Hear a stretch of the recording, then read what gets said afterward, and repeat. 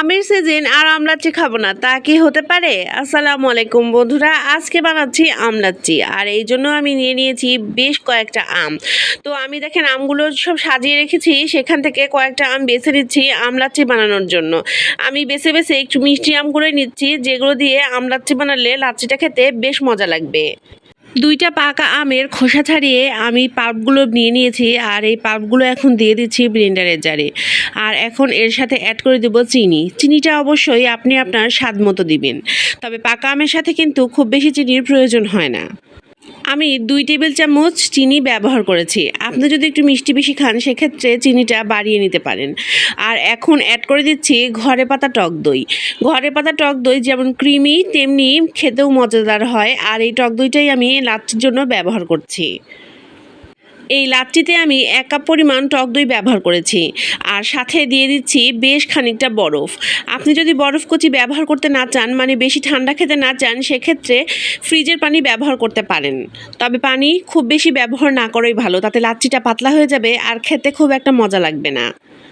সব উপকরণ একসাথে দিয়ে ভালোভাবে ব্লেন্ড করে নিলেই কিন্তু আমার এই আমলাচ্ছিটা একদম তৈরি হয়ে যাবে। খুব অল্প উপকরণ দিয়ে অল্প সময়েই আমলাচ্ছি বানিয়ে ফেলা যায়, তাই এই কলিজা ঠান্ডা করা আমলাচ্ছি যেরকম আপনি বানিয়ে পরিবারের সবাইকে খাওয়াতে পারবেন, তেমনি অতিথি আপ্যায়নেও কিন্তু এর জুড়ি নাই। আম ফলটাই এত স্বাদের থাকে যে আম দিয়ে আপনি যাই বানান না কেন তাই খেতে মজা হবে। আর যদি আমলাচ্ছি বানান তাহলে তো কথাই নাই।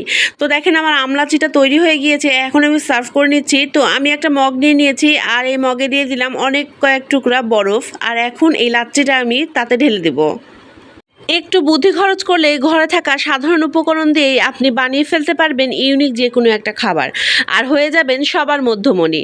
আমরা তো সবার ভালোবাসাই চাই, আর ভালোবাসা পেতে গেলে এইটুকু কষ্ট কিন্তু কিছুই নয়। আমলাচ্ছিটা এখন একটু গার্নিশ করার পালা। আমি কয়েক টুকরা আম ছোট ছোট পিস করে কেটে নিয়েছি উপরে একটু সাজিয়ে দেওয়ার জন্য। বাস, তাহলেই সব কিছু একদম তৈরি। তপ্ত রোদে প্রখর গরমে এরকম ঠান্ডা ঠান্ডা এক গ্লাস আমলাচ্ছির জুড়ি মেলা ভার।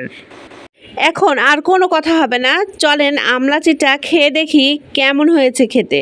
তো আমার আজকের এই সহজ রেসিপিটি আপনাদের কেমন লাগলো অবশ্যই আমাকে কমেন্টে জানাবেন। আর কে কে আমলাচ্ছি খেয়েছেন বা কে খাননি তাও কিন্তু আমাকে কমেন্টে জানাবেন।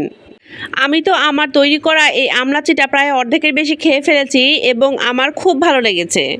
আমি তো আমার বানানো আমলাচ্ছি এনজয় করছি। আপনিও যান, এক্ষুনি বানিয়ে নিন আমার রেসিপিটি ফলো করে আরও 1 গ্লাস এরকম মজাদার আমলাচ্ছি। আমার আজকের ভিডিওটি তাহলে এখানেই শেষ করছি। কথা দিচ্ছি আগামীকাল আবারও হাজির হয়ে যাব নতুন কোনো গল্প নিয়ে আর নতুন কোনো ভিডিও নিয়ে। সে পর্যন্ত আপনারা সবাই ভালো থাকবেন। আসসালামু আলাইকুম।